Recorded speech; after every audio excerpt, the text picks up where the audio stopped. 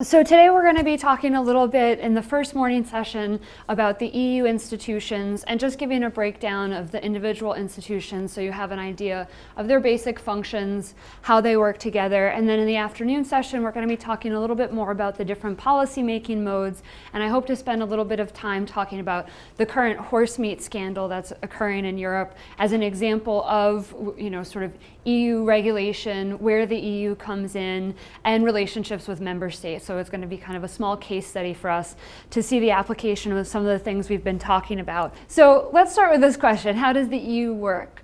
Well, it really depends, and it's unfortunate that we can't come up with a very specific short answer. We could have a whole series of workshops just introducing the EU. But things to think about when we think about how the EU works is going to be very particular to either the policy area that you're looking at, the time period that you're interested in, because it matters what treaties have already been passed, how the different institutions work, what institutions have been created.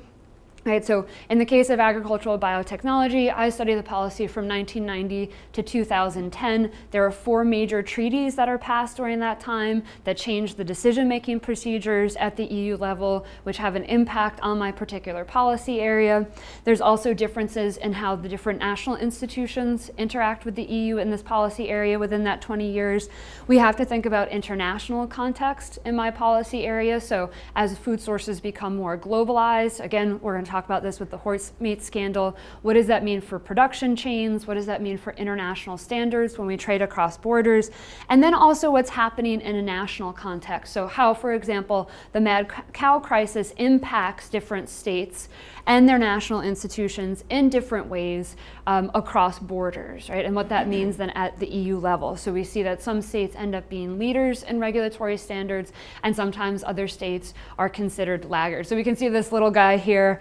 He's a bit frustrated by the whole thing. If we go back to that quote I had up from Madeleine Albright, to understand Europe, you have to be a genius or French, right? The idea is that it's very complex. And the more you look into it, the more you'll realize that you, like I mentioned, you need to focus or be narrow in your particular policy area, or whatever it is you're interested in, learning the institutional structures and how they interact. So just a couple of quick facts. So the EU is currently 27 different member states. There are 23 official languages, so it gives you an idea of sort of part of that complexity. And we see that over time the EU has grown, right? So let's talk a little bit about the EU development. So I'd like to spend a little bit of time just talking about the foundational treaties and the beginning institutions, and then we're going to kind of skip forward in time to the 1990s, well, to the 1980s, and talk about a few of the treaties then that really changed a lot of the institutional structures and the decision-making procedures that we see. So the roots of the European Union really begin in the early 1950s with the creation of the European Coal and Steel Community. We have 6 member states that are our founding members. So Belgium, France, Italy, Germany, Luxembourg, and the Netherlands, right? And so when we talk about the creation of the EU, we're really looking back to the European Coal and Steel Community as the roots of what the European Union is now. We begin to see further cooperation among these foundational states with the creation of the European Economic Community, or the EEC, and Euratom, which is our European Atomic Energy Community, right, in the 1960s. So, in the late 50s into the 1960s. So these are sort of these 3 institutions that we come back to as the founding institutions of the EU, and we see a merger treaty that really tries to streamline the different institutions and how the EU countries work together. Over time, the European Union has continued to develop, to amend, to create new treaties, and this forms the legal and institutional framework for the European Union itself, right? So it's very important, like I mentioned, when you're looking at the European Union, to understand what treaties have been passed, right? What the legal framework is for what you're interested in looking at, and how new treaties under consideration may change what you're looking at. So the Lisbon Treaty goes through sort of right at the end of the time period that I was looking at for my research, and it has a significant impact on some of the things that I'm looking at. So when we look at the treaties for the EU, they're really the basis for the rule of law within the European Union. They're binding agreements among the different member states, and they're passed in different ways. So sometimes they're put to referenda within the national context, right? So the member states have the public vote on them. Sometimes it's agreements made at a higher level. And the decisions then that we're looking at are trying to establish the relationship among the different member states and the relationship of the EU institutions to the member states themselves. So what is it that the treaties are looking to do? It's to create these binding agreements, but also to set the rules of the game, right? So what's going on within the European Union. The treaties in particular that I tend to look at, so sort of when I'm doing my research, because I mentioned I focused 1990 up until today, were some really important treaties started in 1987, right? So the Single European Act is one of those. It's one of the first major revisions to the Rome treaties, right, dating back to the 1950s. Its main purpose was to reform the EU institutions. So as we can see with the different accession, right? So the EU is growing, it's getting bigger. The idea is it's going to keep moving forward. And that with more members coming in, they really needed to rethink the structure of the EU, right? So with more members coming in, you have to think about what it means to have a rotating presidency, what it means in terms of representation in the parliament. Are there going to be a cap on members of parliament? Do you just keep adding new representatives? So it's the Single European Act, or the SEA, comes into force in 1987. Right, and it's the first major revision to the European treaties, and it's in preparation for the accession of Portugal and Spain into the European Union. Or I should just make a note that I'm referring to the EU as the European Union, right, in its current name, and kind of using that as a placeholder for previous iterations of it, right, rather than sort of switching back and forth. What's important also about the Single European Act is the impact that it has on voting procedures in the EU, right? So we see a shift away from a more unanimous effort, or an effort to get a unanimous vote to agree on particular things, and it expands the use of what we call qualified majority voting. Does anyone know what QMV means? Anyone want to take a guess? It's probably some kind of a procedure that considers the population of a state and representatives of that state, depending on relative to that population, rather. Okay, so what you're talking a little bit about is the idea of representation, yeah, right? So how do we make sure that the different states or different populations are represented? What we're looking at in the context of the EU, right? So this idea of qualified majority voting is it's not just a simple majority of votes, right? That there is some benchmark. So it's not, say if there's 10 people in the room, it's not that 6 means you're the winner, right? But that maybe we have to say that 8, that it's not just a simple majority, but a specified majority that we're looking at. In the context of the EU, it's setting a particular number needed in the council, right? And we're going to talk about the council a little later today. For a decision to be adopted. So again, not that we're not going the unanimous route anymore, but that it's not just a simple majority that's going to be needed, right? That it's almost sort of building consensus. We need a qualified majority in order to move forward. And now what we're seeing is that more areas of decision making can use QMV rather than relying on having to come up with a unanimous vote. Right, so it's supposed to make things easier. It's supposed to reform. Remember, this is one of the major treaty revisions. It's supposed to reform and be able to help move policy making along, right? So to get decisions through.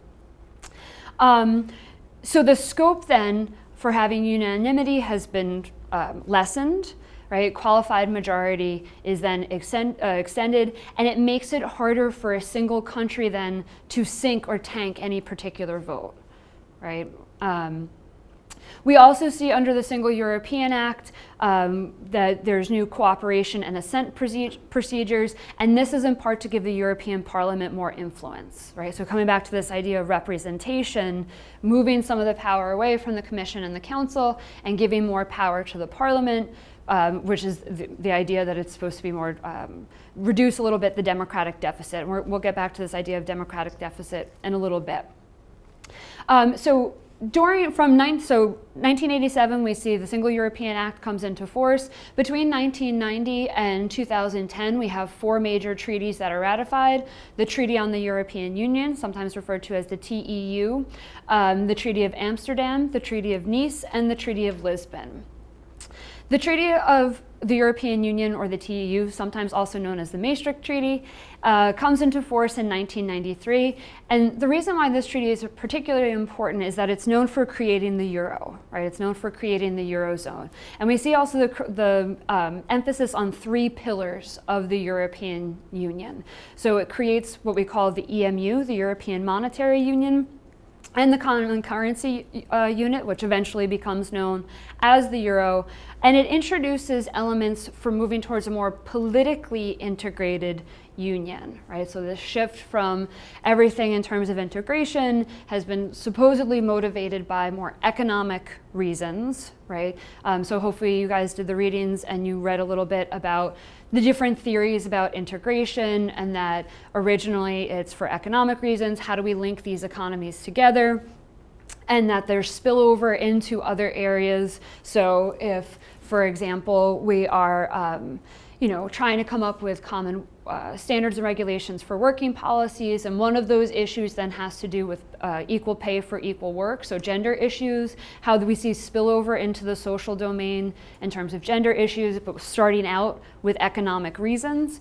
So here there's more of an emphasis on politically motivated integration, not just because it's from spillover, not just because we see it linked to economic issues, but a real effort to coordinate European citizenship, right? So allow for the free movement of people, and to begin to coordinate foreign affairs, right? That just not as a consequence of economic integration, but actual effort to move forward through politics as well. The TEU also makes several changes to the decision-making procedures, and we see then the introduction of the co-decision procedure, which is a major change. This gives the European Parliament more of a voice in the decision-making body. So in the last 20, 30 years, the European Parliament has been reformed. The power that it has been increased over time, right? Again, in response to this critique of the democratic deficit, and creates new areas of cooperation for member state governments, right? So there's an effort there to further integrate the different member states to create a tighter union. We see more of an emphasis on defense and home affairs than we have previously. Hasn't been as successful as really, if you go back and look at the treaty, what they had hoped for, right? So particularly we see a bit of a failure in this in terms of a common foreign policy when the Iraq War comes up, right? So the European Union, the different member states are split in terms of support for the United States and the UK and their invasion of Iraq. But the co-decision procedure really establishes that the directly elected European Parliament has to approve EU legislation together with the Council, and then the Commission will be separate in terms of being responsible for drafting and implementing that legislation. So it raises sort of the profile of the Parliament itself. Treaty of Amsterdam further extends this co-decision procedure. Treaty of Amsterdam passes in 1999, comes into force. I might need to double check that date. But so we see then when we talk about the expansion of the co-decision procedure, what's expanding is the number of issue areas in which co-decision can be used, right? So more and more powers being given to the Parliament. And then co-decision, we rename it.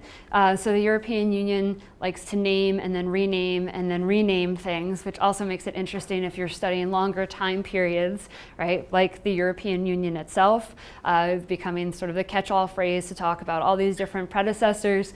So the co-decision procedure is renamed in the Treaty of Lisbon. It becomes the ordinary legislative procedure, and it's to indicate that co-decision procedure really has been elevated to the normal way of doing business, right? That the EU Parliament now has gained a lot more power.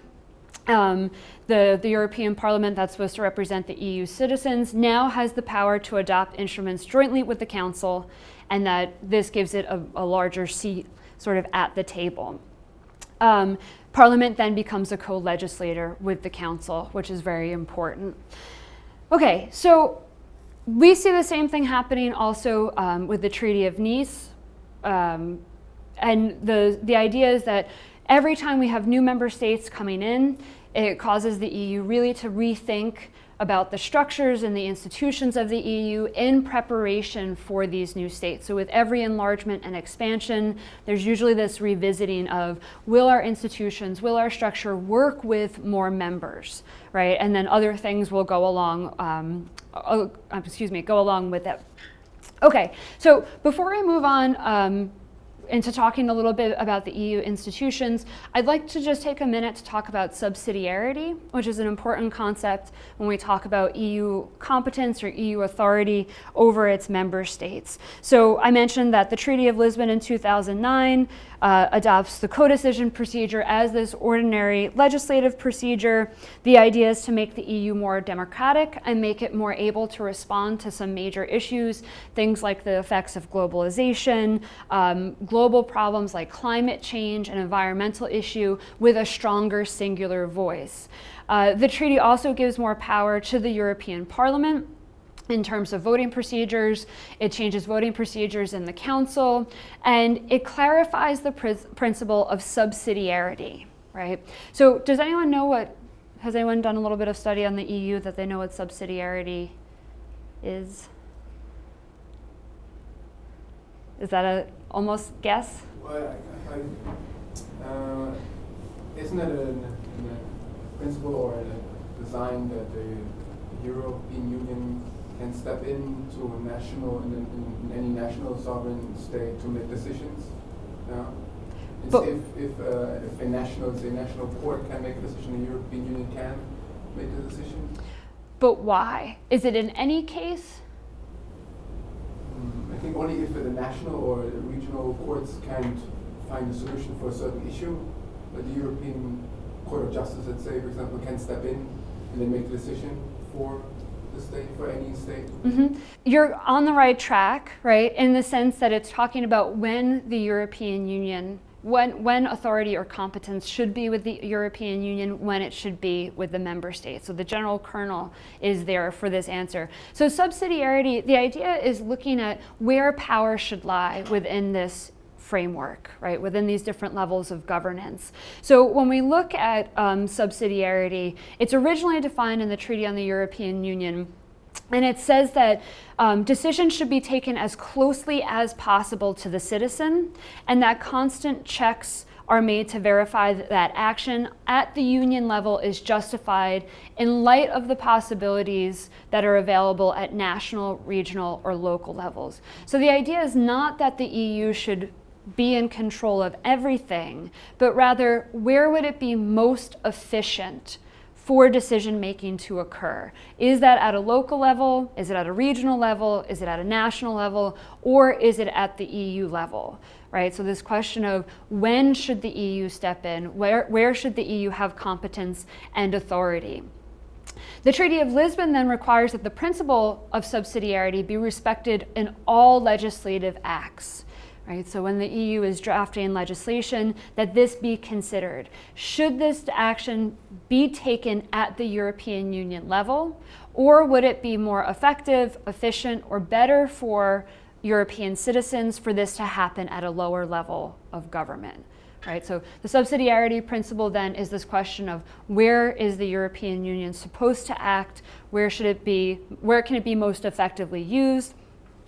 And then it allows national parliaments to object to a proposal on the grounds that it breaches that principle, right? That the power shouldn't be vested within the EU, but that national, regional, or local governments are better equipped to deal with that issue, right? So this is something then that is discussed within the European Union, and because of the Treaty of Lisbon, right, the idea is that this should be considered in terms of all legislation moving forward, right? Does anyone have any questions so far? So we kind of skipped through the treaties very quickly, but I want to get a little bit into the institutions. Yeah? So, for instance, in the case of suspected human rights violations, when you're talking about a country which, forgive me if I'm wrong, but to the best of my knowledge, does not yet have full EU status, Romania, For example, the treatment of the Roma people in Romania or even in France, would that principle of subsidiarity merit stepping in? Let's take a step back for a second. So in terms of particular policy areas or issues, what we're looking at is at the during the policymaking process, it's the consideration of whether the EU should be making this policy and implementing it, or whether a member state should be making this policy and implementing it. And so in this particular case, we're looking at very specific issues for only some member states. So in that case, maybe there's human rights, social protections that are occurring at an EU level that can cover this particular, that say someone in France who feels discriminated against of Roma heritage can go to the European Union or can object to this based on EU law, but more than likely the specific policies that are being set would be at a national level, because that is not an issue for all member states. Does that answer your question? So does it almost, but to understand completely, does that mean that could become a bit of a catch-22, and that would mean that no one who's discriminated can ever really get redressed because the answer will always be, well, it's at a national level? No, so there still is the possibility for redress, right? But the idea is under what sort of where you might feel that in terms of your subject status you would get more attention, right? So at an EU level or at your national level in terms of the court system. Let me use a different example that maybe will help illustrate. I'll use my own case study because that's what I know best. So in agricultural biotechnology, this is something that is taken up by the European Union because it's seen as an economic issue, right? So genetically modified products that go into food sources in terms of the regulation of crops and also cultivation, right? We're talking about, say, crops that are planted very close to the border of another state, and how are we going to regulate that? Let's say genetically modified soy that eventually goes into a product, and so those products are going to be crossing borders because of the free movement of goods within the European Union. So the EU takes on this role of regulation because their argument is it is most efficient and effective at the EU level to take responsibility because of the common market. Right? We need to set common regulations and standards for the free movement of goods. That's why we should be responsible. We have to coordinate among all the member states because of this as an economic issue. What we then see is a lot of protest movements within some of the member states. So some member states are more anti-GMO than other member states. France is one of those states. And we see then that approvals that had started to go through that were at crops that were actually approved for cultivation, these individual states put a moratorium on those crops, right? And the EU in 2010 actually, the EU begins to consider whether having this policy making at the EU level is actually the most effective. So if individual states aren't following the rules that are being set, this is a problem for inefficiency, this is a problem for the common market, right? And so they begin to question, is it really at the EU level where this should be happening, or should it be national member states that have the ability to do it? So it's flexible. Yeah, it's flexible to a certain degree. And the idea with the Treaty of Lisbon is that now this should be considered with all legislation moving forward, right? So is this, in some ways it's to put a check on the idea that the EU could be responsible for everything, or that it would be better for the EU to be responsible for everything, sort of this implied assumption that that would be best because of the common market, and rather it tells decision makers that they have to make a commitment to consider, is it best at the EU level, or could we be more efficient at a national or local level? Okay, so let's talk a little bit about the EU institutions. Okay, so when we talk about the different EU institutions, as I mentioned, which institutions will be important for your particular studies or your particular interests will depend, right? So you may find that some institutions have almost really no influence or no voice in the particular policies that you're interested in or the time period. As I mentioned, we see with these different treaties in the last 30 years, many changes to the power of the European Parliament. So over time, the role of the European Parliament, for example, in your issue area may have shifted considerably. Right? So when we talk about the EU institutions, it comes back to that guy who's shrugging, right? It depends. It depends on what you're looking at, what time period, and what policy. But we're still going to outline a couple of the different institutions to give you a basic idea of the functions of each of these main institutions of the EU. Part of the reason that they clarify the subsidiarity principle in the Treaty of Lisbon is in response to critiques that the EU experiences, a democratic deficit. So let's talk a little bit, I mentioned that phrase already a few times. What do you think the democratic deficit is or means? Yes? The lack of participation by actual citizens of particular states.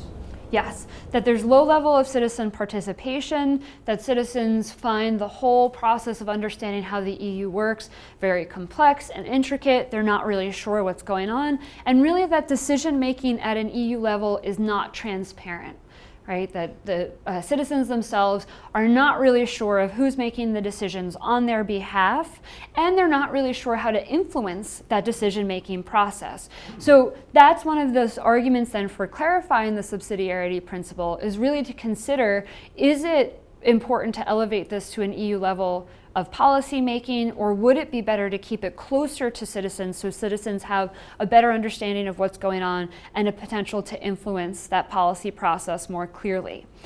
So when we look at the European Council is an institution within the EU that's pretty much sets the agenda or sets the tone of the agenda for the European Union. The European Council begins in 1974 as an informal institution. It's an informal forum for the heads of state and government. It becomes formalized in 1992, right? And it acquires a full-time president of the European Council. And the European Council becomes one of the 7 official institutions of the European Union in 2009 with the Lisbon Treaty, right? So the European Council meets 4 times annually at like a European summit. The different heads of states and government get together. And really they're looking at broad political priorities for the European Union, major initiatives. In addition to the Council themselves, the members and the President, the Commission's President, comes to the meetings. The EU's High Representative for Foreign Affairs and Security Policy also attends the meetings. And in general, like I mentioned, they're there to set these broad political priorities, to set the tone. The objectives of the European Council are twofold, right? So it sets the EU's general political direction and priorities, but it also deals with complex or sensitive issues that can't be resolved at a lower level of governance, right? So through intergovernmental cooperation, but the idea is that when you get all the leaders of these member states together, that they could possibly deal with some more complex or sensitive issues that the other bureaucratic institutions cannot as efficiently. It's influential in that it does set the political agenda for the EU, but the European Council has no power to pass laws, right? So really as an outgrowth of the fact that it's the leaders of the member states, that's where their power comes from. But it's seen as a collective arena it's seen as an arena for dealing with collective problems, right? So big problems that are affecting all the member states. It's where the core tasks of the EU are debated. So what's the direction of the EU? Where should we be going with this? Or should we be pushing for further integration at this point in time? Should we be waiting? What should we be doing about enlargement or expansion, right?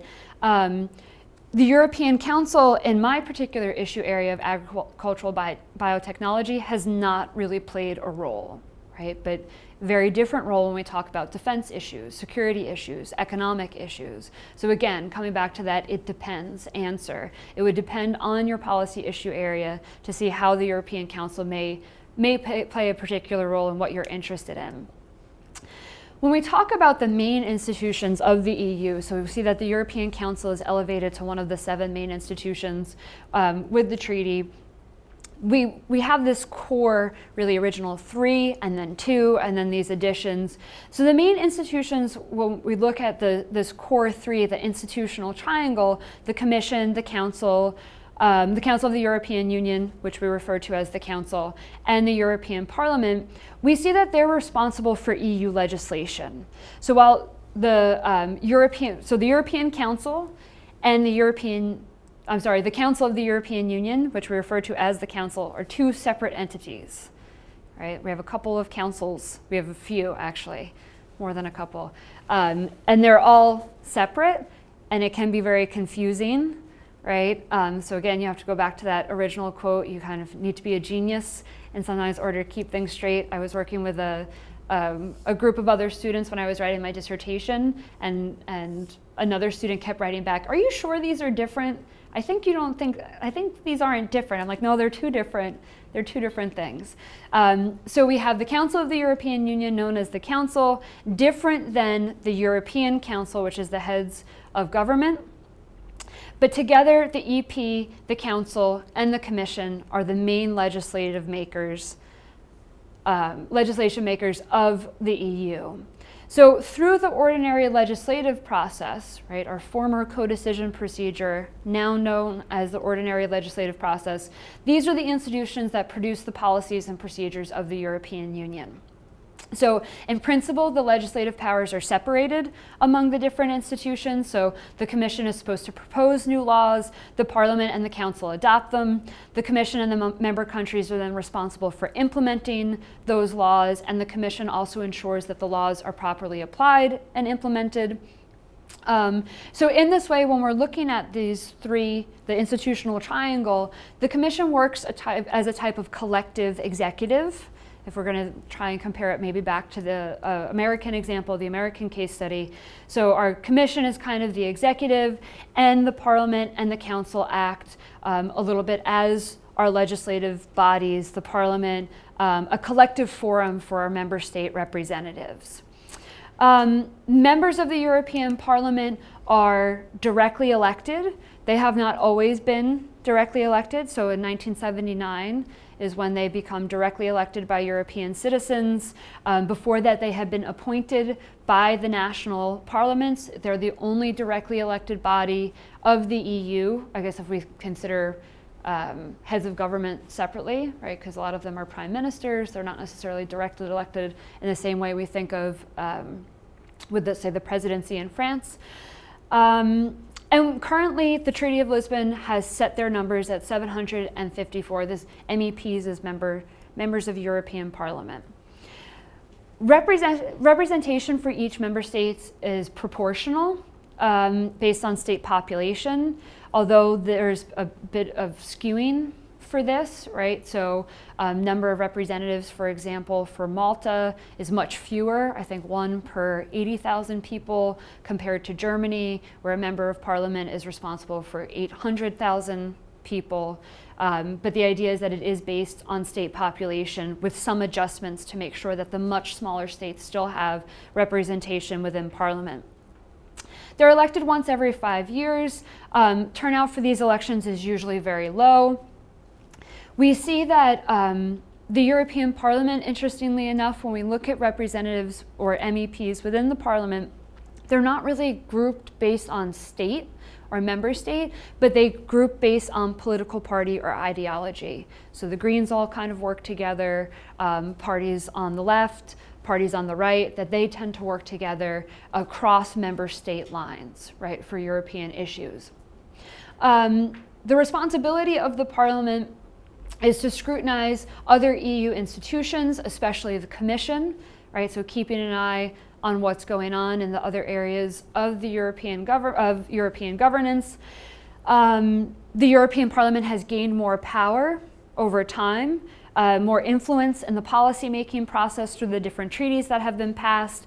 And what we really see is that they're gaining more power and influence across more policy domains. right? So this expansion of their power in terms of ability to deal with legislation in the policymaking process, but in other areas as well. So the number of policy domains that they've been involved in has expanded. Their power is stronger in some domains compared to others, right? So again, comes back to this policy domain question. It depends. So in some areas, they have much more of an influence compared to other institutions. For example, in my case study, the European Parliament has played a very significant role in agricultural biotechnology regulation because those protest movements within the individual member states have had some influence on their members of parliament. The Parliament works closely with the Council, so in terms of its responsibilities, what does it do? It debates and passes European laws in conjunction with the Council, and it debates and also adopts the budget. When we look at the European Parliament, I mentioned that it's responsible for scrutinizing other EU institutions, especially the Commission, to make sure that they're working democratically. In addition, the European Parliament works closely with the Council. And let's talk a little bit about the Council itself. So the Council of the European Union is located in Brussels. The presidency of Council of Ministers rotates every 6 months to a different head of state. The president sets the agenda for the Council. The president also represents the EU internationally and represents sometimes with the president of the Commission, the EU at, let's just say, international meetings. But really the Council is quite complex. So we talk about it sometimes also as the Council of Ministers. It represents the interests of the individual member states, not the same as the European Council. It's really comprised of different representatives from every member state. In principle, there's one council that's supposed to be empowered to take decisions on any topic, but really it's made up of all these different ministers, right? So what do we mean when we say the Council of Ministers? It can depend on different ministerial portfolios, right? So the council may come together with all the environment ministers on a particular issue, or it may be all the defense ministers who come together, right? So when we look at individual national government, who's responsible for some of these different portfolios, we see that those individuals may be sent as the representatives to some of these council meetings, right? So rather than the head of government going, it's the environmental minister. So economic and financial affairs, this could be transportation, environment, agriculture. Altogether, we're looking at approximately 1,500 national officials and 250 working groups that make up the council, right? So it's really quite a number of individuals working and in different configurations.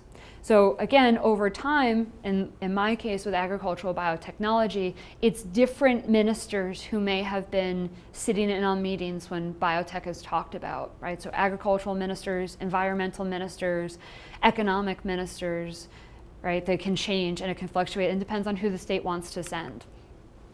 What is it that the Council does? Well, the Council has several responsibilities. It must pass EU law. It coordinates its economic policies, the broad economic policies of EU member countries. It's responsible for signing agreements between the EU and other countries. It approves the EU annual budget.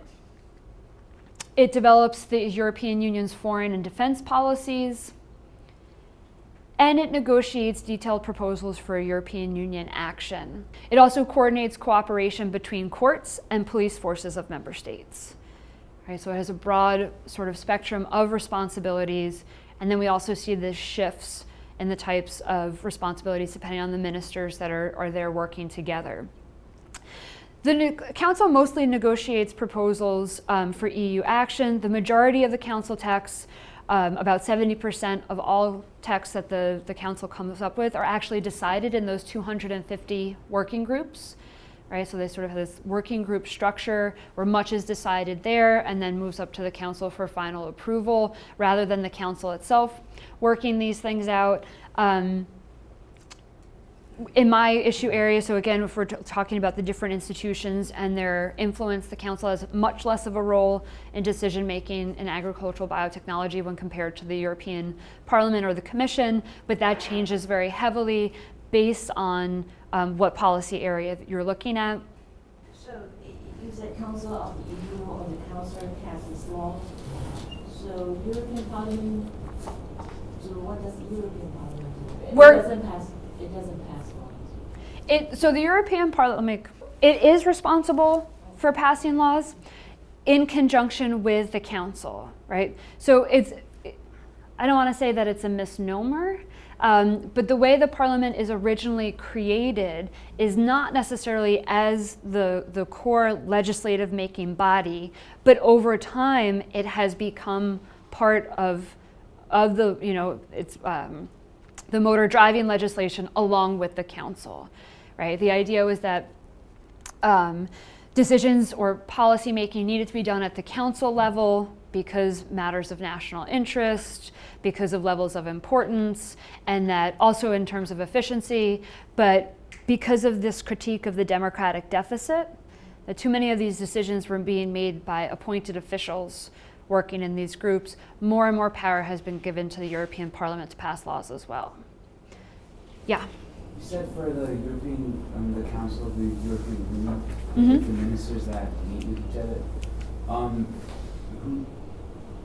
does it depend on what's the topic that which minister represents each country, like defense or economic minister? Mm-hmm. Because if you're economic minister and it's about defense, about border security, then it doesn't really make sense. So it could be any minister representing each country for any particular issue. Well, it could theoretically be any minister, but then they will send ministers that they think, right, will be most informed on the issue. So it's not that, I mean, theoretically the country could send whoever they wanted to the meeting, but you're going to send your defense secretary, right, your defense minister to a meeting about a common defense issue.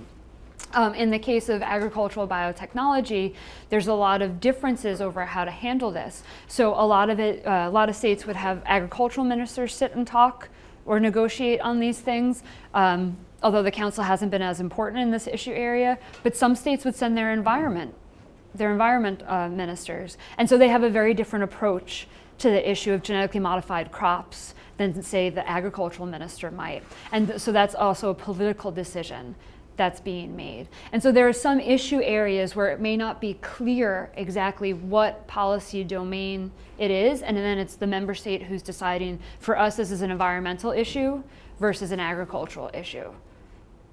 Do you know what am I making sense? So for something that's so clear cut like defense versus economy, right, it's easy to make that decision. But for some, for example, if we're talking about transportation, right? So you might have a transportation minister within your state, other countries might not. It also has to do with how national governments are divided and the different portfolios that they have. Maybe it's an industry minister that's responsible, that oversees that issue area. So you have these different configurations, these different working groups that come together based on policies, but it's the national governments who decide who they think is best going to represent interests at the council. Was this a question over here? Yeah, I was a bit confused about terminology. When you say the council, you refer to the Council of the EU. Yes. Okay. So the Council of the European Union, also sometimes called the Council of Ministers, known as the Council. And then, yes, it's very confusing because there's also the Council of Europe, which we're not going to talk about today. There's the Council of Europe, there's the European Council, and there's a Council of the European Union, right? So why don't they do a lot of things? It would make things much easier. I don't know. They changed the names for other stuff. Why don't they change the names for this? I don't know. It has to do with their different structures, how they've evolved over time, right? How they've been named in the treaties. There's a lot of different reasons, but this goes back to that. You either have to be a genius or French to keep everything straight. Okay, so let's talk a little bit. Council, skip to the European Commission. So the Commission is made up of 27 commissioners, right? One from each EU member state. The commissioners serve 5-year terms that coincide with Parliament, right? So both members of Parliament and commissioners serve for 5 years, and they're acting as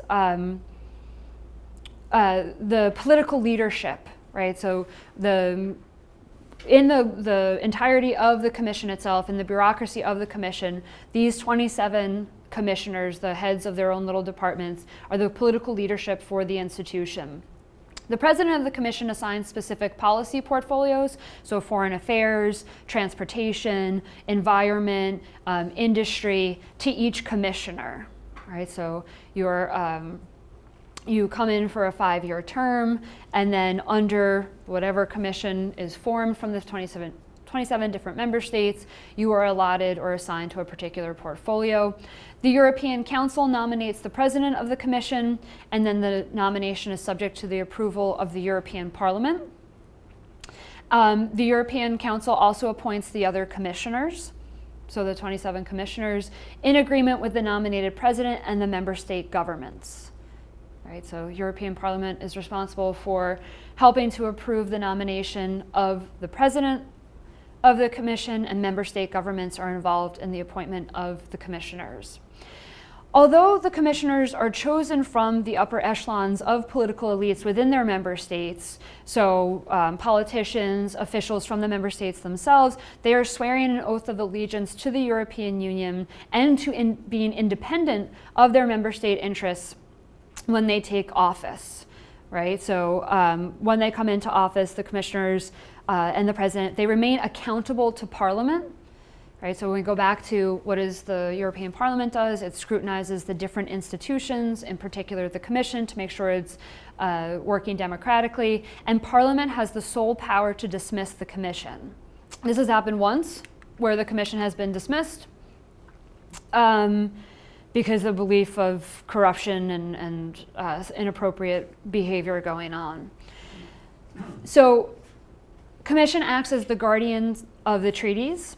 The commissioners, as I mentioned, they're the political leadership of the Commission as a whole. The Commission as a whole are about 26,000 bureaucrats that are divided into directorates general, so DGs.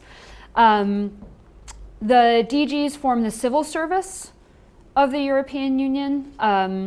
Their staffs are recruited from the different member states. The Commission's power may vary across policy domains. So depending on what transport versus industry versus environment versus agriculture, we may see that different commissioners at different times have varying levels of power. And we may see that there's overlap, right, in particular policy issue areas. So in my particular case, agricultural biotechnology, I need to look at the environmental DG, the agricultural DG, the health and consumers DG, known as DJ Senko, trade, research and innovation. All of these commissioners and then their respective departments may have had an influence in policy making and decision making at the EU level. When we look at the Commission, this phrase, the Commission, we're both referring to these 27 commissioners, but also the vast bureaucracy that supports them, right? So it's not just 27 people that make up the Commission. The Commission is supposed to represent the interests of the EU. We already mentioned that. This is just a little bit of detail about it, right? So headed by a president and vice president, it's responsible for the day-to-day operations of the EU. It can propose new laws to the Parliament and to the Council. It manages the budget. It's in part responsible for enforcing EU law along with the ECJ. So in my issue area, it's the Commission that brings France to the ECJ and starts proceedings against France for not enforcing or implementing some of the decisions that have been made.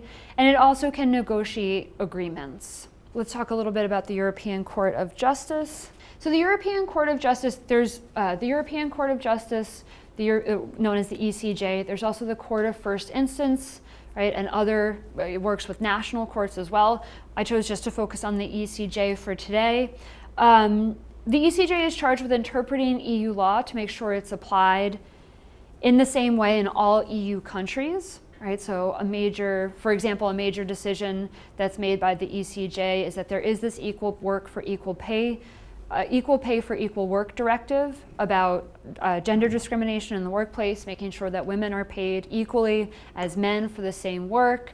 And there's a landmark decision that's made in gender issues, in women's rights issues, and women's pay, where, in France, the law is being implemented in a different way than it is in Belgium. And a Belgian woman goes to the ECJ and says, if I were in France, this is how the European law is being applied there, but Belgium is not following the law, right? So the ECJ is responsible for making sure not only that the law is applied, but that it's applied evenly, right? That the member states are applying it in the same way, or as much as possible in the same way, across all EU countries.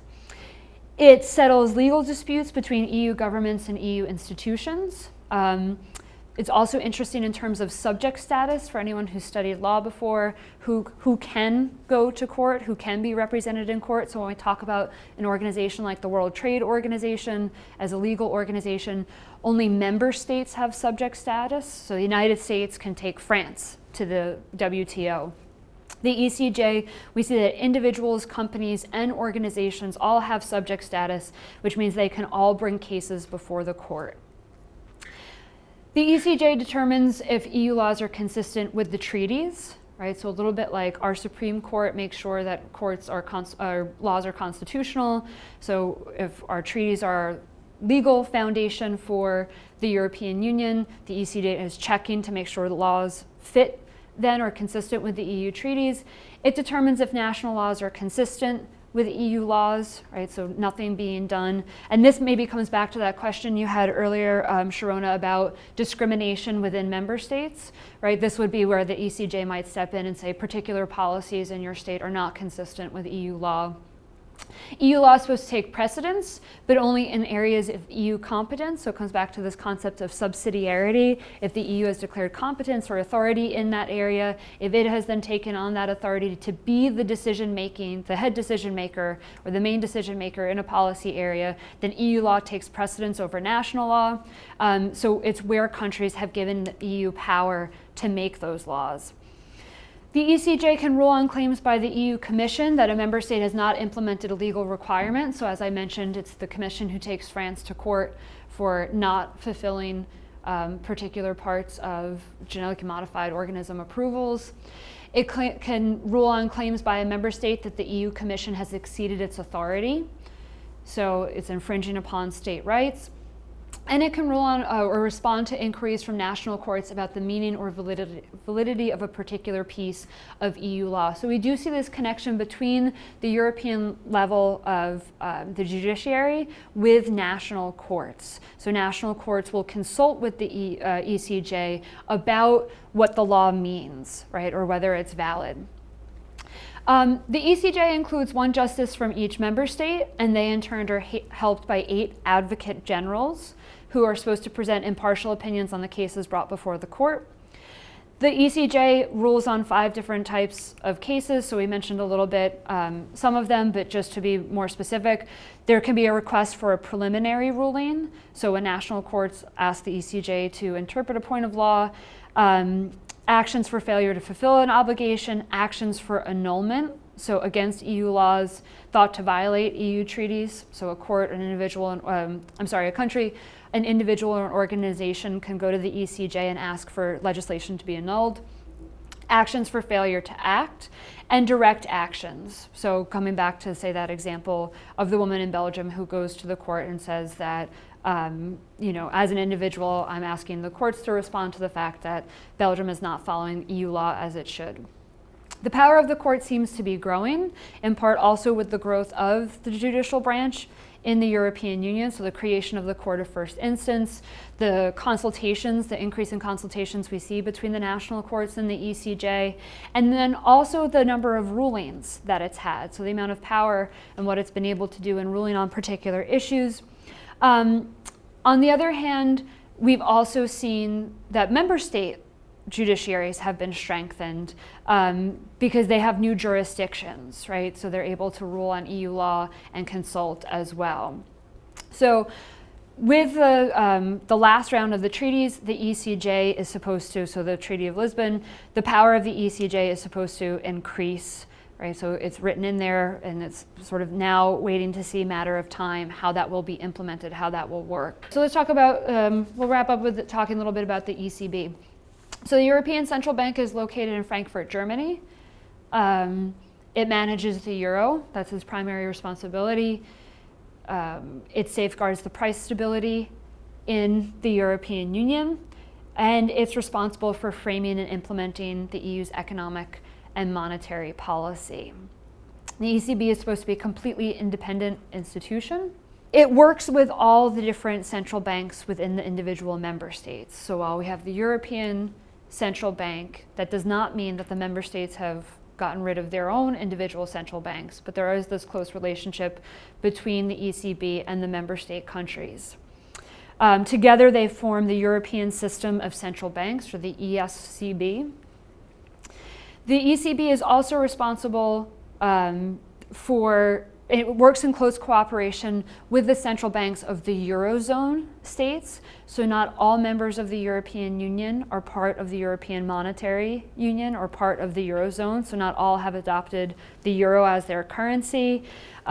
This is a smaller group, 17 states that work with the ECB, and the cooperation between this smaller group of banks is referred to as the euro system. Let me just talk a little bit, since we're not going to get to EFSA today, more about the ECB's role. So what is it that the European Central Bank does? The ECB has been in the news a lot more lately, right, with the financial crisis that's going on, talk about are states going to leave the Eurozone, are states going to leave the European Union, what needs to be done. So what does the ECB do? When we talk about monetary policy, the ECB's role includes setting key interest rates for the Eurozone and controlling the money supply in terms of how many euros are out in circulation or taking euros out of circulation. It manages the Eurozone's foreign currency reserves, right? So it can buy or sell different currencies when necessary to try and keep the exchange rate in balance. It's there to help ensure financial markets and institutions are adequately supervised by national authorities and that payment systems are supposed to be functioning smoothly. So it has some ability for oversight. It also authorizes central banks in the Eurozone countries to issue banknotes. So again, this control of the money supply. And it monitors price trends and assessing the risks they pose to price stability. So we go back to sort of the two main functions of the ECB. The main purpose is to keep prices stable in the European Union or in the EMU, and keep the financial system stable. Right? So questions of how they're doing are really what we're seeing in the media right now. Prices, particularly across Southern Europe, across Europe as a whole, but also issues of what's going on with the Eurozone and what would be good for how to deal with the financial crisis. The ECB is supposed to be, like I mentioned, completely independent. Neither the European Central Bank or the national central banks in the Eurosystem, nor any members of their decision-making bodies are supposed to ask for or accept instructions from other bodies, and all EU institutions and member state governments are supposed to respect this principle. Of course, when we talk about the Eurozone, though, we see a big discussion in particular about Germany and the influence and power that German officials have, and German leadership has. Most recently, we saw national elections in Italy, sort of failed national elections in Italy, and this question of what the ECB had done, with essentially the implication that Monti would be back in again and what that meant. So again, it's supposed to be completely independent, but clearly there are influences for it.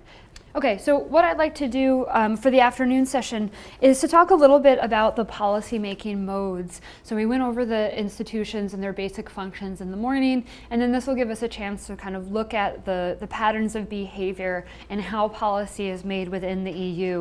What we're going to do is just really review the five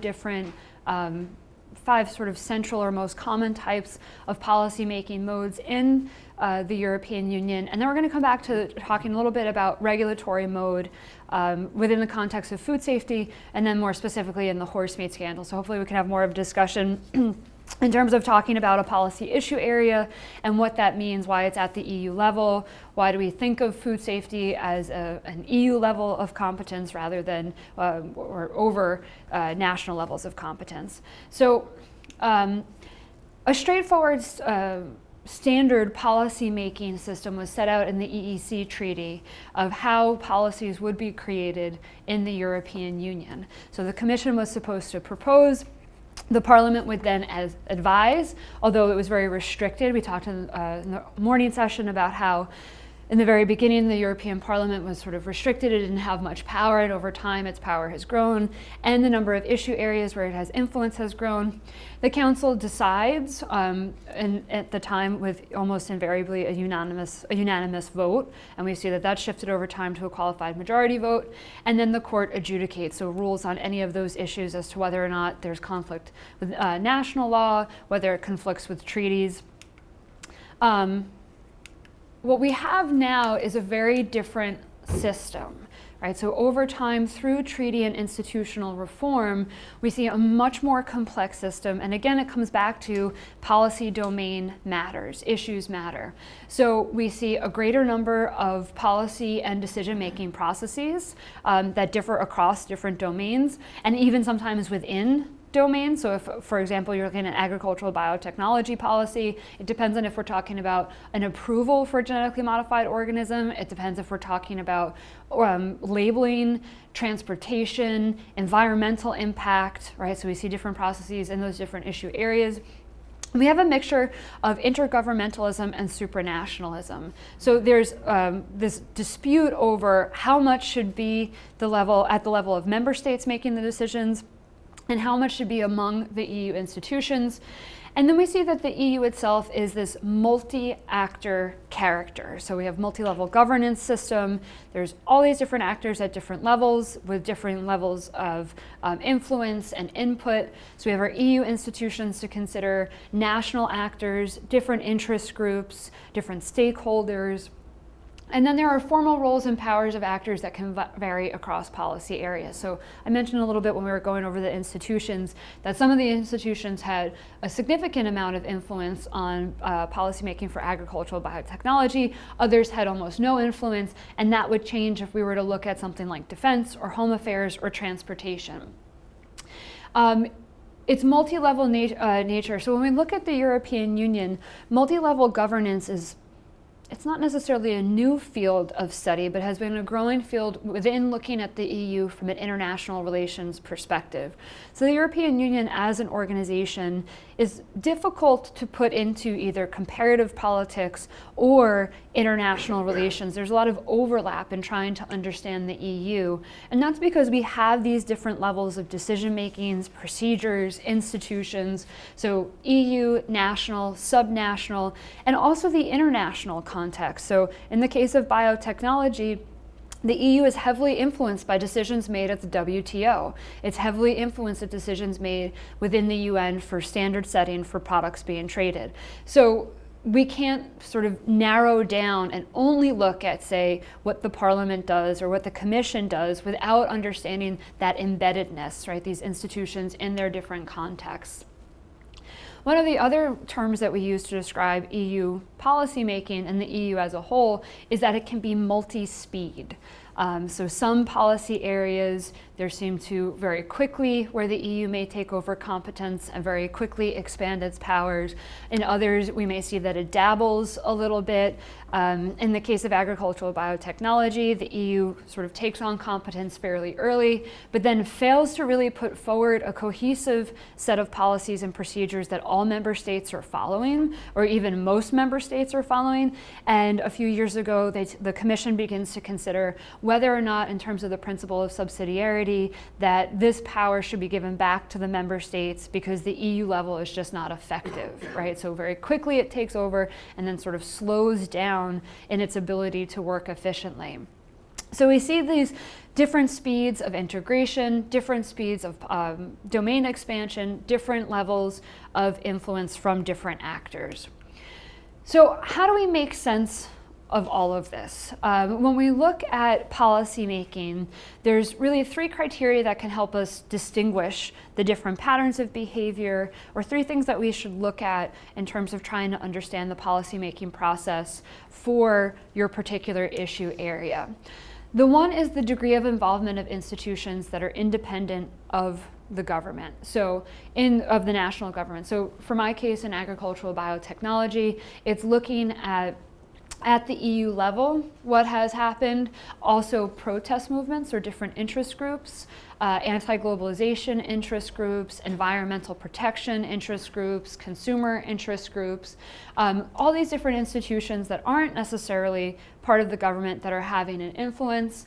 And then at the EU level, what institutions are involved. At the EU level, we also need to look at the decision-making rules within the Council. So is this a place where a unanimous vote is required? Is this a place where qualified majority is required? Is this a place where it used to be unanimous, now it's become QMV? And sort of at that question of timing that comes back up. What time period are you studying? And what are the rules about procedures for decision making within the EU institutions during that time period? The last one is to think about the legal character of decisional outcomes. So what do I mean by that? What type of legislation is being produced? What type of policy is being produced? Is it hard law? Is it soft law? Is it recommendations? Is it a binding treaty? So depending on the issue area you're looking at, you may see that you have very few directives, but many, many regulations. What does that mean? Well, it also talks about then who's responsible for implementing and enforcing those rules. Regulations, by and large, will be the member states or businesses themselves who are going to be responsible for implementation. When we're looking at binding treaties or directives, then it's different EU institutions who have more oversight for levels of enforcement. When we consider these 3 criteria, so when we selected a policy area and we decide this is what we're going to look at in terms of, say, food policy, we think of these 3 criteria in terms of how are policies made, we usually see 5 broad policy types, right? So for the policy process, so how are policies made at the EU level? They usually fall into one of these 5 categories. So if you have the sheet for the afternoon, which should be in your folder. I have these already written out for you, and we're just going to review those sort of different policy modes that are available to European Union policymakers. The first one that we think about usually is the classical community method. So it's based on that institutional triangle that we talked about before. The Commission formally takes the policy lead. The Council is involved, usually through qualified majority voting now, right? It used to be more unanimous. Now it's QMV. And now we see that the European Parliament has gained some power of co-decision, so debating and passing these laws. So where law is being made, right, where actual directives or legislation is coming out from this institutional triangle, then the ECJ has jurisdiction over what's happening. So this is when we think about, why do we title it this way, this classical community method? This is kind of the idea of how the EU is supposed to be working, right, as this community, as outlined in the EEC.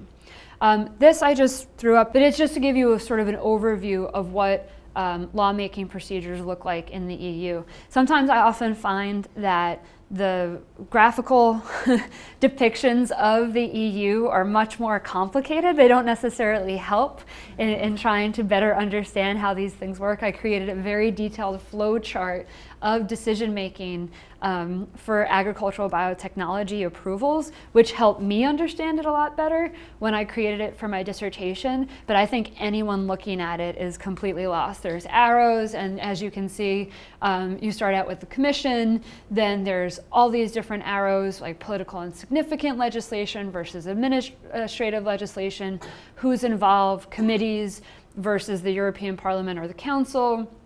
And then we also even have the legislation that's adopted. It can be directives, it can be regulations, it can be decisions. So there's a lot going on here.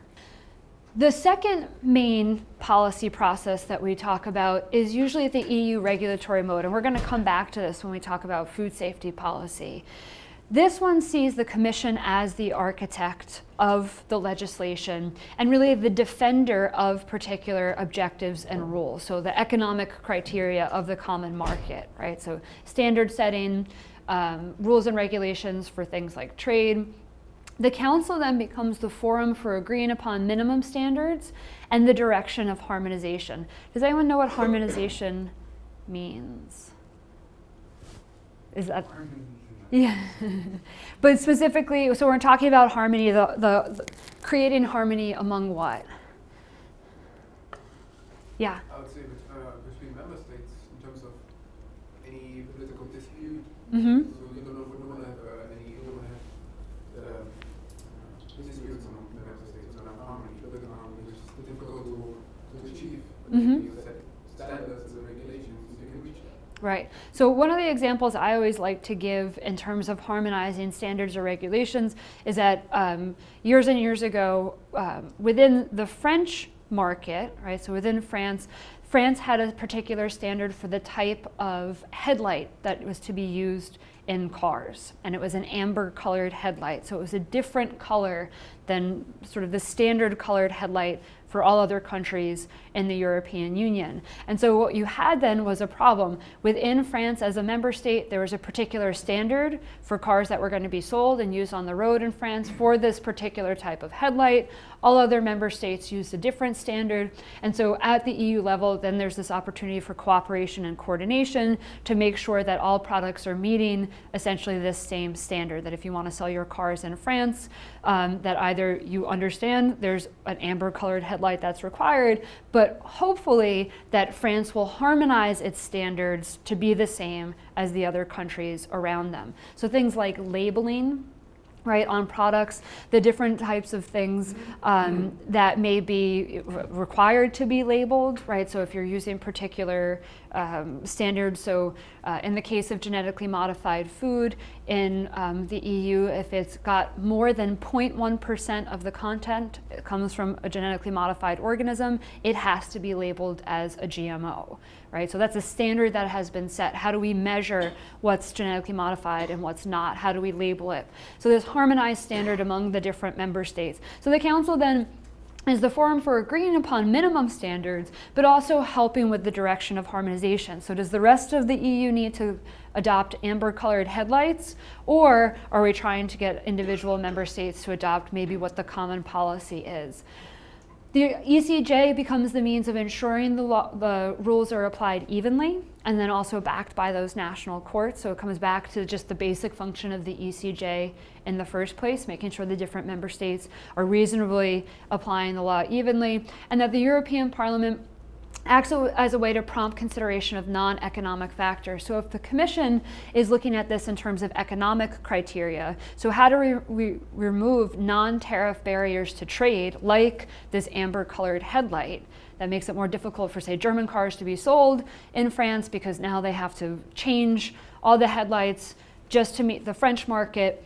But the European Parliament steps in to point out other considerations, right? This is a safety consideration. Maybe the French government passed this rule because studies have shown that an amber-colored headlight appears from further away, right? And it's a safety consideration that needs to be taken into account.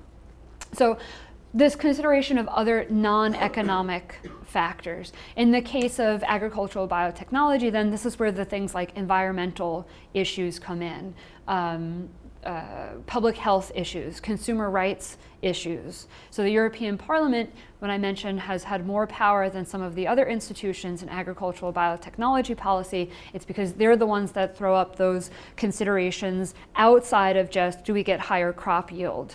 Is this better in terms of reducing the amount of pesticides? We also then have regulatory agencies that are in part responsible for implementing or enforcing these standards. So we didn't get a chance to talk about the European Food Safety Authority. We'll come back to that. But this is also at a national level, right? So there's a food safety authority in France. There's a food safety authority in the UK, in Germany, that would also be responsible for implementing food safety policies, just like the European Food Safety Authority also overlooks those things. The third type of policy process that we see when we look at patterns of EU decision making is called the EU distributional mode.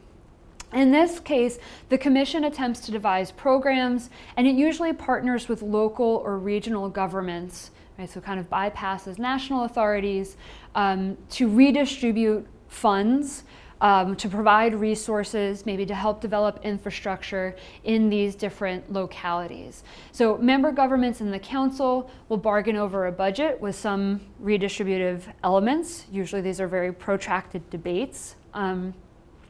Which happens very frequently when we're talking about taking funds from one place and moving them to another.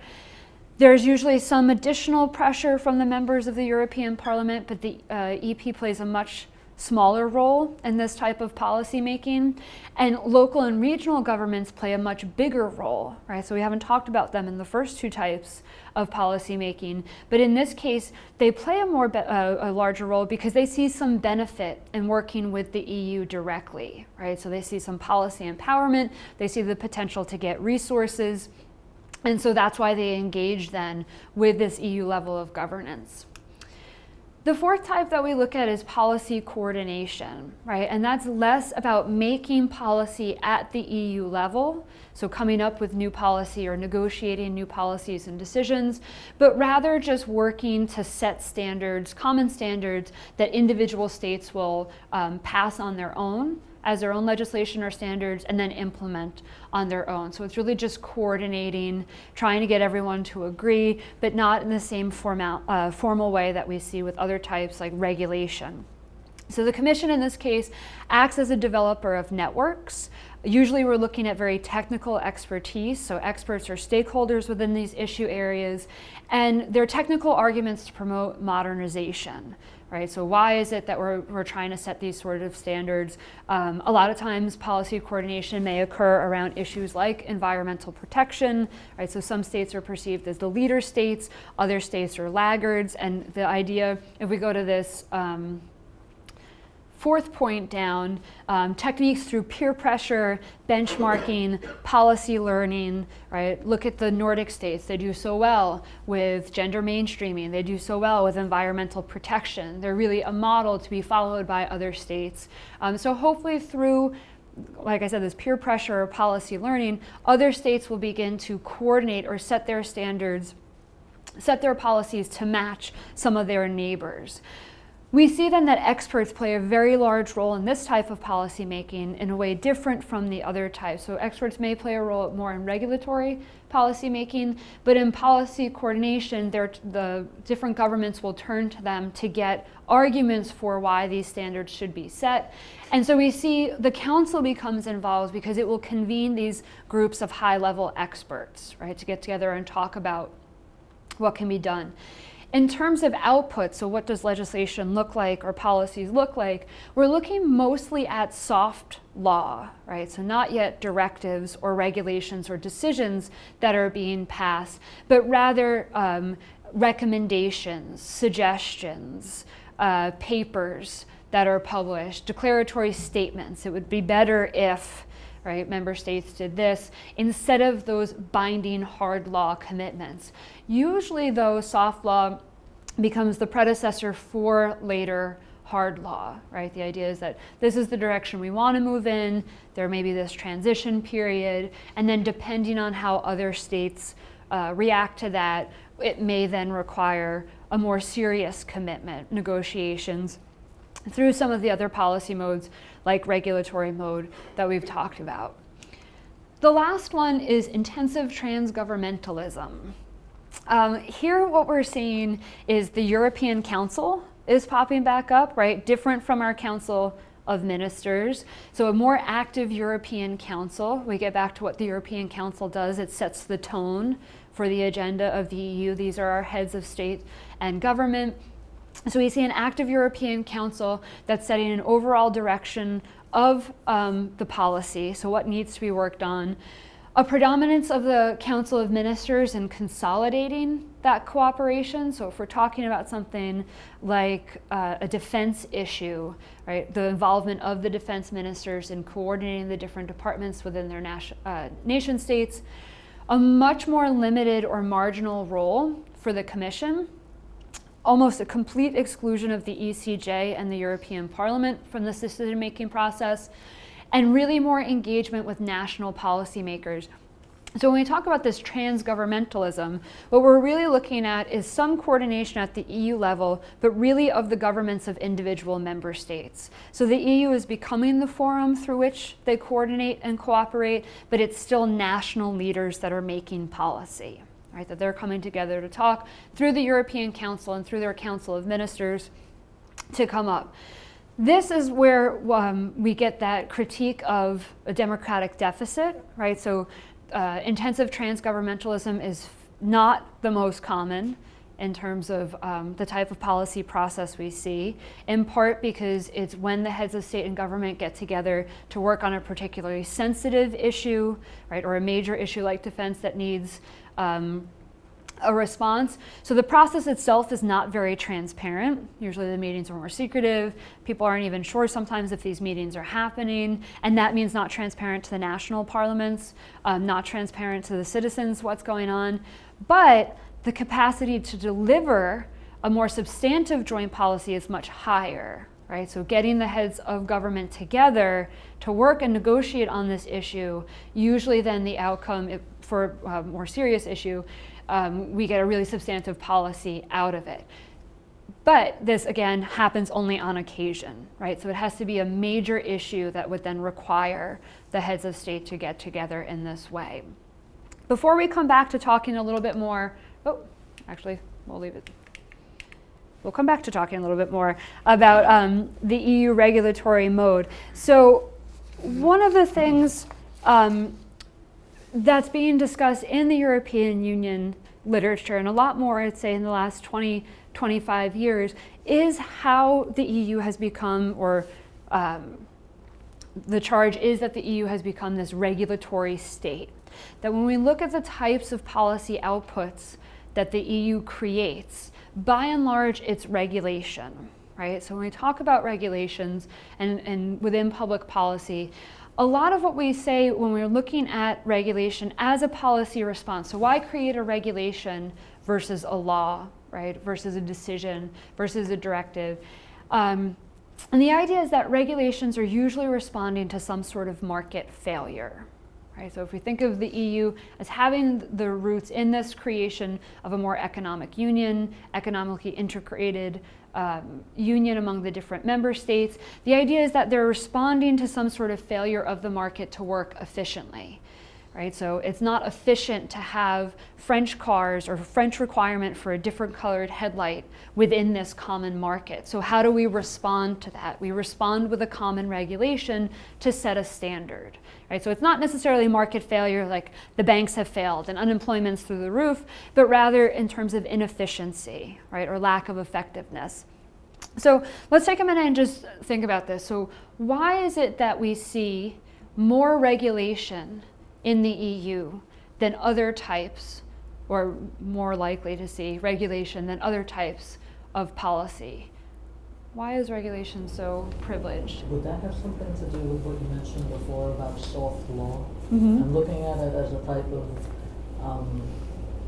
type of official recommendation which paves the way for later legislation, which I think is possibly easier to do than to actually legislate, a la Maastricht, which didn't work. Right, so one of the first reasons it's much easier to work through regulations and standard setting than it would be to create a more serious directive in terms of decision making and also response rate, right? So it's quicker to get it done. Does someone else have their hand up? No, I was just going to say the reason why you have regulations is to basically make it easier for the countries to have better trade relations amongst the member states. Right, that it's the goal of the common market to reduce barriers to trade, to allow for the free movement of goods and peoples and services, and that this is a way to produce efficiency and effectiveness, right? That if we set these standards, if we all have the same labeling requirements, product requirements, then things don't need to be changed when they moved across borders, right? What else in terms of regulation?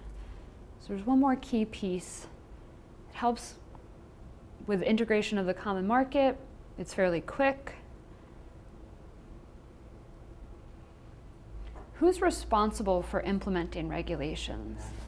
National governments, agencies, and the businesses or companies themselves, right? So if we look at the European Union in terms of its budget and what it's able to do in terms of enforcement, it moves responsibility from the EU level and EU institutions to other organizations, individuals, national governments, and regulatory agencies. So it's also a money issue. It's cheaper in terms of setting these regulations to then have regulatory agencies within each member state be responsible for checking up on this sort of thing, to have companies be the one to implement. So if you say genetically modified content has to be labeled, who's responsible for implementing that? The companies themselves, and then regulatory agencies within the state to check and make sure those rules are being followed, right? So we're also seeing this response in part because of the constraints of the EU budget, right? So how do you create policy that then needs to be enforced,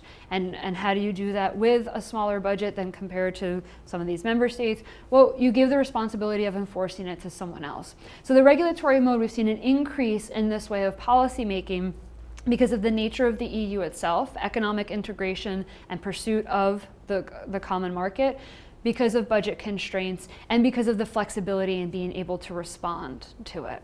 So I'd like to talk a little bit about this within the context of the horse meat scandal. So today's been very, I don't want to use the word tedious, but very specific in terms of, this is this institution and this is what it does and this is the type of policy we look at. But it's all very abstract in the sense that we've been talking about definitions and characteristics without really looking at what these different institutions do. So I'd like to just come back to talking a little bit about one of the regulatory agencies at the EU level. And so I want to tell you a little bit about the European Food Safety Authority, and then we're going to talk a little bit about the horse meat scandal. So the European Food Safety Authority, also known as EFSA, E-F-S-A, is created in 2001 in reaction to a number of public health and food safety crises. Does anyone know what was happening during the 1990s that may have precipitated what sort of food issues? I'm sure you all remember when I tell you. There's the mad cow disease crisis, right, in the 1990s, and there was a number of other food safety scandals at the time. So we see these waves of public health and food safety scandals. In France in particular, in the early 1990s, in terms of public health, there's all of a sudden it comes to light that the French government was aware that the blood supply was contaminated with the HIV virus, with AIDS, and for 6 months they did nothing about it. And so that's coming out in the early 1990s as a public health issue. The handling of the AIDS epidemic in general across the different European states is elevating on the public agenda the issue of public health and state response to things like disease. We have the mad cow crisis that's occurring. There's a listeria outbreak that's associated with Coca-Cola products. There's a dioxin contamination of eggs and chickens products. And there's a hoof and mouth disease outbreak in Great Britain, right? So all of these things are happening within the 1990s. And we see that there is no regulatory agency or institution at the EU level that's responsible for responding to these types of issues. Why is this something that at the EU level we need to be concerned about? So when we talk about this principle of subsidiarity, in terms of the food supply, why isn't it national governments that are responsible? So why does the EU need to step in? I believe because throughout the history of the European Union, there were a lot of treaties regarding free trade within the European Union. So there's a food being transferred from Germany to France. There has to be some law or regulation on the European Union level that Right. control that. So with the creation of the free market, with the free movement of goods, we see more products are crossing borders, right? And the idea is that this is now elevated to the EU level. We have so much going on that the EU needs to be able to coordinate among all the different member states for the movement of food products, that food is a product as well, and that certain standards need to be set. right? That common standards need to be set. So in response, we see in 2001, right, so more and more there's this issue of, well, what do we need to do about it? For example, in France, there were some different parts of the government that were responsible for checking on the food supply, but there was no food safety authority, not like we have here in the United States with the USDA or the FDA. And so in the late 1990s, they create their food safety authority. The UK creates its food safety authority. So all around the same time, we're seeing the creation of national food safety authorities and the idea that this needs to be coordinated at an EU level as well, right? Because so many states are involved, and then also the crossing of these goods over borders. And this is particularly important because we see that the mad cow crisis happens in Great Britain. Right, it's British cows that are affected, although they later find mad cow disease in other states as well. But the idea is that because of the movement of beef products onto the continent and elsewhere, that the individual states reacting, it's not necessarily going to help, that the EU needs to come up with a cohesive response, or a coherent and cohesive response to all of this. So we see that the European Food Safety Authority is created. It's located in Parma, Italy, right? So the idea is in part to help make sure different states within the European Union have institutions to show that they're truly European and not just Belgian. And it's responsible for food safety risk assessment, though not for risk management. So when we talk about food safety, this issue of risk is inherent in the policy area. So determining what's safe to eat, what's okay to eat, what's good for public health, right? What's okay for consumer health. And we see, so EFSA is given the responsibility to assess possible risks, but not manage those risks. So we see this division or separation of powers. EFSA can give decisions, recommendations, say what's safe or not safe, but in terms of managing that risk, it's still national governments that are responsible and national regulatory agencies. So if you say that the beef is not safe to eat, it's national regulatory agencies, departments, and governments that will be responsible for recalling that meat and getting it off shelves, right? So EFSA doesn't go in and take care of that.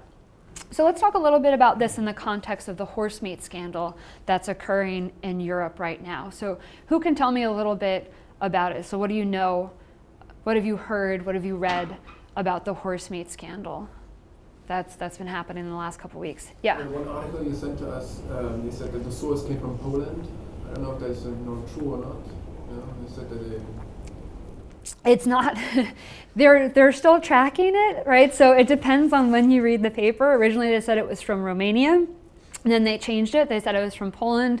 Now they're talking about that it's from France, right? That the issue is that somewhere in France is somewhere along the supply chain, but within France is where the horse meat entered into. Or it was mixed with beef. So let's talk a little bit about what's going on. What exactly is the horse meat scandal? Well, what it is that they found in products that were labeled as beef, both pork DNA in some products and horse DNA, right? So these different food safety agencies are checking, right? And they'll occasionally test different products. And so they find that what's labeled as beef was not 100% beef. Right, that other meat products were in there. Why is this such a concern? So in Europe, there are some cultures, some states that do eat horse. We don't eat horse here in the United States. We do have a few. Actually, the FDA just approved a horse slaughtering. A horse slaughterhouse to open in the United States, and the idea is to provide meat mostly to Canada, where there are some parts of the country that do eat horse meat in Canada. But by and large, across the European Union, it doesn't have the same taboo in terms of eating horse meat that we have here in the United States. So what's the issue with eating it? If you would eat horse besides, what does it matter that it's been mixed into these meatballs? In terms of overall control, I mean, it shows that something is horribly out of whack. Mm-hmm. In terms of, I would say, food hygiene. Not because it's horse meat, but simply because if there's no control over what's going into what I believe is 100% beef or 100% horse, then heaven knows what else is going in there. Exactly. The So implications. it raises questions about what else is in that material, what else has been used possibly as filler. Yeah, I wanted to say the same thing. It's the way the beef meat is basically produced with the chemicals they use in horse meat is completely different. And there was one chemical starting with pH. Yeah, it's a very long. I know what you're referring to. Healthy for us. Right. So it's not even necessarily that it's healthy or unhealthy for us, but it hasn't been tested for human consumption, right? So one of the main issues in finding this horse meat is that the horse meat itself has been treated, or the animals were treated with a pharmaceutical that has not been tested as to whether or not it's safe for human consumption or whether or not it would be safe at particular levels. So the European Food Safety Authority is now coordinating those tests in terms of risk assessment. So it's not necessarily that eating horse will make you sick, but it's this larger question of what else has been mixed with it, and the issue of how that meat itself has been treated. So if it has this pharmaceutical that's also within it, will that make humans sick from ingesting it, right? So what else is one of the major issues? So here we're talking about not knowing what you're eating. The other thing is beef is generally more expensive than horse. So if you mix horse with beef, then you basically make more profit because you spend less, you make more money, but you spend less. Right. So the idea is that what's driving this practice from happening is an economic issue, right? That people are trying to make more profit and selling less of the actual product by using a filler.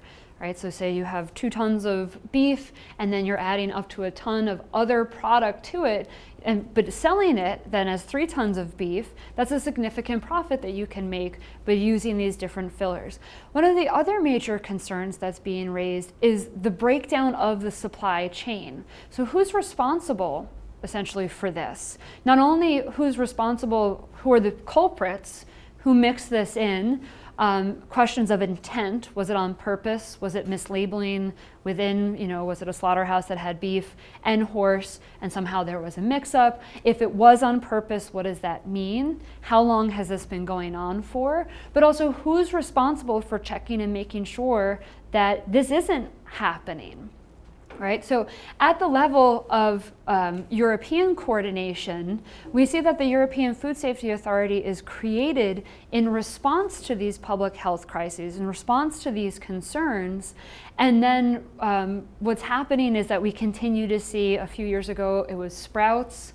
There was an issue with tomatoes, and we continue to see these food safety scandals, right, or issues that keep popping up.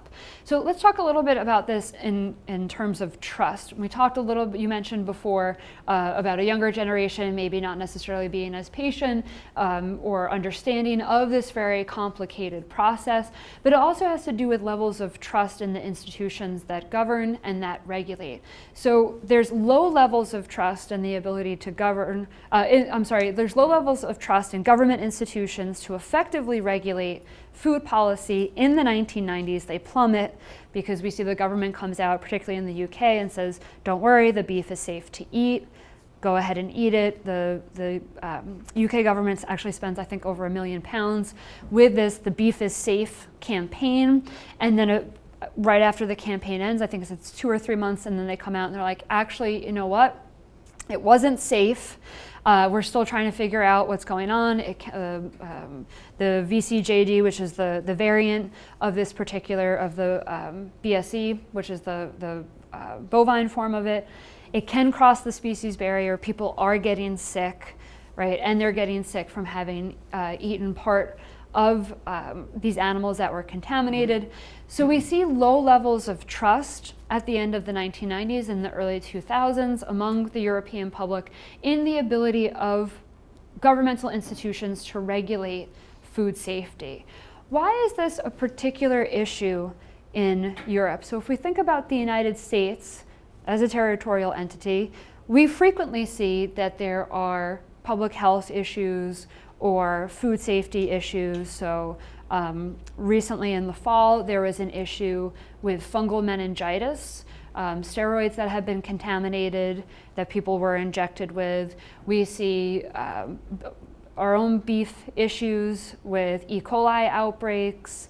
We have listeria. We have all sorts of other food safety issues. Why hasn't this been sort of higher on our policy agenda when compared to what's happening in Europe, in your opinion, right? So there's no right or wrong answer here. I don't know, maybe U.S. Regulatory institutions are highly influenced by corporations. Mm-hmm. They're more influenced than those that are in Europe. And what do you mean by that? So why does that create a difference between the EU and the United States? Well, in the United States, I believe there's more regulation in the European Union when it comes to food safety Mm-hmm. than in the United States. And the main reason of that is because food is more expensive in the European Union rather than in the United States. And that brings to the point where you mentioned that horse meat is cheaper than beef, and that's what makes the price of this product cheaper. So if it's less controlled, then of course the price of the product will be cheaper. Mm-hmm. So just let's take a step to the side for a minute. In terms of regulation, it's not necessarily that the EU and the US levels of strictness or when we look at the United States in the 60s into the 70s, actually into the early 80s, we see that the United States is the leader compared to the EU in terms of environmental regulation, standard setting, more stringent regulations, things like banning DDT much earlier, chlorofluorocarbons, things like that. And that in the 1980s, when we sort of, with the Reagan administration coming in, with periods of deregulation, and this then heavier influence of corporations, we really slow down in our amount of policies that we're creating. So we still have all of those policies, those bans are still in place, but we haven't been creating policy at the same speed as we were. And Europe has begun to surpass us. So the 80s is really kind of that turning point. And then particularly in the 1990s, when they're experiencing all these food safety scandals, they become much more stringent in their regulations comparatively, or they begin to catch up to us, and then they begin to surpass us. One of the reasons why it seems though that they have more regulations in terms of food is that there are national issues, or national and cultural issues as well, right? So what makes feta cheese, or champagne that can be labeled as champagne? What's Belgian chocolate versus German beer? And so these things are worked out a lot of times at the EU level. How do we label these things, and how do we also protect particular cultural products and make sure that they're at a certain standard? So you can't sell champagne unless it's from the Champagne region. You can sell sparkling wine, but you can't call it champagne, right? So that's something that is worked out in terms of these standards and regulations.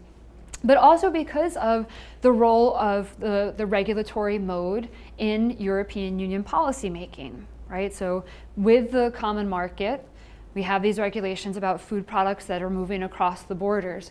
One of the other things, though, is that when we look at these food safety crises, how quickly they move across the continent, right? So when we look at what's happening in the horse meat scandal, it happens first in the UK. We see reports in Great Britain and in Ireland. And then it's the Czech Republic and the IKEA Swedish meatballs, right? And we see that all these other states now are involved.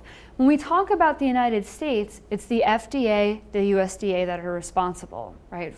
And maybe the CDC, the Centers for Disease Control, for the entire country, for the entire territory. When we talk about Europe, this raises the question again, who's responsible? If individual national regulatory agencies are responsible for implementing, right? We see this finger pointing, well, it's Romania, right?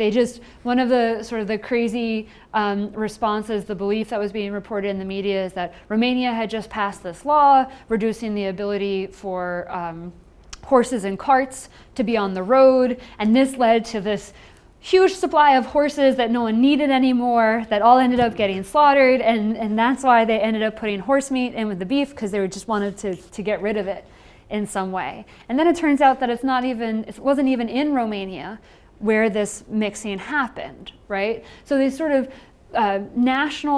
nationalistic kind of arguments, this finger pointing, and very noticeably that the finger was first pointed towards Eastern Europe, right? That these states are not yet meeting Western European standards. They don't have the institutions in place. In the end, it's France it seems to be France, that's really the core problem. But how quickly these products are being moved because of the reduction of barriers to trade, right? When we talk about these outbreaks in the United States, usually they're centered around particular regions. So if you think about how you eat in your daily life, I know, for example, that when I hear, say, ground beef in the Southwest has E. coli, and I look at the states that are affected, if it's New Mexico, Arizona, maybe Colorado in there, I think this has nothing to do with me, right? Whereas within the European Union, because of this integration, because of the push for the common market, these products are freely circulating. This decentralization of responsibility away from the core European institutions to the national regulatory agencies, which allow for finger pointing, potentially for alienation, right? So the potential long-term effects are, people then refusing to buy products from particular countries. Here in the United States, we have something called COOL, which is our country of origin labeling, COOL, and for particular sorts of products. So if you were to go to the supermarket and pick up a banana, the sticker would say what country it's from, right? So unprocessed foods, by and large, meats, by and large, somewhere in the supermarket, somewhere in the labeling, it should include the country of origin. So this is something that some consumer rights groups and environmental groups have been pushing, and the concern with that is that that allows for this finger pointing. So originally, that if the report says it's Romania, that when people go to the supermarket, they won't buy Romanian products, and that alienation and isolation or economic impact can happen that way. And we see that also with the last summer, there was a bean sprout issue that was responsible for a number of people becoming sick. And so Spain is targeted as essentially the source. It turns out that they're originally from Egypt. It wasn't even from within the EU, but Spain is what's targeted. And not only do people stop buying bean sprouts from Spain, they stop buying all produce from Spain. So just being affiliated with something like that has a significant effect on that country's, right? So I mentioned the France rejecting not only British beef, but all British meat products, where they refused entry into the country. And so that this country of origin labeling would make it easier in some ways for consumers to punish particular states, even if they're not responsible for these regulatory failures. So what we see is this move towards more regulatory mode of policymaking because of budgetary constraints, but also because of timing, the flexibility of it. But that also means that national agencies are responsible. And when authority is left at that level for implementation, finger pointing can occur. It's not the European Food Safety Authority that has failed in this instance. It was the French Food Safety Authority that failed, right? Although first it's considered to be Romania that failed, and then Poland that failed, and then eventually somewhere, 2 weeks in, if you're even reading the stories anymore, you find out, well, and actually it came from France. Right? So sort of the immediate impact of this. What we are talking about, though, is the long-term or the possible effects of free trade, right? So reducing barriers to trade and what that means, the free movement of goods. And a lot of times this is where we take our study of the EU and also think about it in the context of international relations and the global level. Right, so we see more globalized food production chains, and what does that mean, right? So who's responsible? And particularly when there's a shift more towards allowing corporations to have a significant amount of power over regulation, right? So some of the long-term repercussions for this might also be then a backlash against not necessarily the common market, but trying to produce then potentially more barriers to trade, right? So either more risk assessments, more auditing, right? People going in, more testing, which makes products more expensive, right? So the longer it takes to produce those products, the more time you have to spend having someone come in and test those products before you can send them to market, having to change your labels and packaging to meet particular regulations and standards, right? This all creates more cost for a company and then cuts into that profit, which can potentially be passed on in terms of food prices. In terms of the issue of food policy, right, and what is driving this less regulation of food, or what is driving some of these issues. So why would you mix horse meat with beef in the first place in order to get more profit? Part of the literature talks about this idea for cheap food, right? This demand for cheap food within the context of the financial crisis, right? That particularly since 2008, consumers are interested in more cheap food. And if you read some of the editorials, I'm not sure if it was in one of the articles that I included for you to take a look at, but the argument is that this is consumers' fault. That if consumers want cheaper food, then how do they think that's happening? How do they think that's being produced? Yeah. Consumers always want cheaper food. This is the fundamental principle of capitalism. Everybody wants cheaper stuff. So it's government and regulatory agencies' responsibility to make sure that the food meets the standards, and the prices is a completely different thing. Right? We're talking about health of citizens of the European Union, or whatever region we're talking about, and costs. We can talk about costs afterwards. Right.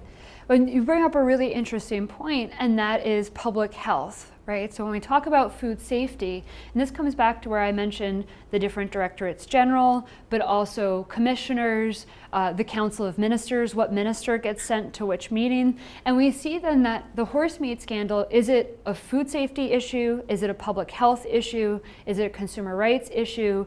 Is it an agricultural issue? Is it a trade issue? Is it research and innovation? That was the issue with mad cow disease, is that there was a different way that we were doing things in terms of providing protein to animals in their feed, and they decided the way to provide protein to animals was to use old animals and put them into feed, and that provided protein. That this sort of innovation in the field led to some of these unexpected consequences.